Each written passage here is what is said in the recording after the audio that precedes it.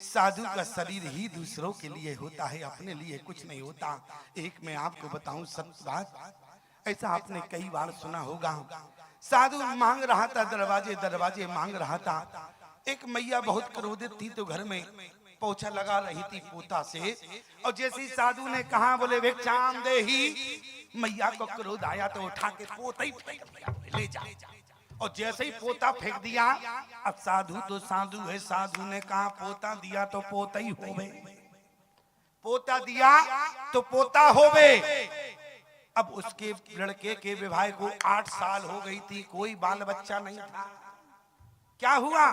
साधु का आशीर्वाद लग गया, बहू गर्भवती हो गई और बोले बेटा पोता भी हो गया। पड़ोसन ने पूछ दिया, बोली बहन कौन सा बंदेज किया था? बोली कोई बंदेज नहीं, बंदेज तो घर में ही आ गया, हमने किसी से कोई बंदेज नहीं कराया, बंदेज तो साधु का आशीर्वाद घर में ही आ गया। अच्छा, अब चिंता किस बात की है? पोता तो हो गया, अब घर में 60 एकड़ जमीन है, बोले बिक न जाए। पोता कहीं नालायक निकल गया तो क्या होगा? 60 एकड़ जमीन बेच देगा कि नहीं बेच देगा? और आज क्या प्रार्थना करती थी? साधु एक बार दरवाजे आ जाए।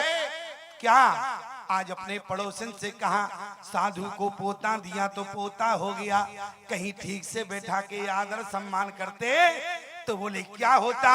अरे बोले तब भी पोता का आशीर्वाद मिलता, पोता ही होता। पड़ोसन ने कहा, लेकिन उसने कहा बोले साधु को काश मैंने घर में बिठाया होता, साधु के चरण धोए होते, साधु की आरती अर्चन बंदन किया होता तो हमारे यहाँ नालायक नहीं बल्कि भगवान का भक्त पैदा होता, भक्त पैदा होता। जब पोता दिया तो नालायक पोता हो गया, और कहीं सम्मान हो जाता तो भक्त पैदा हो जाता।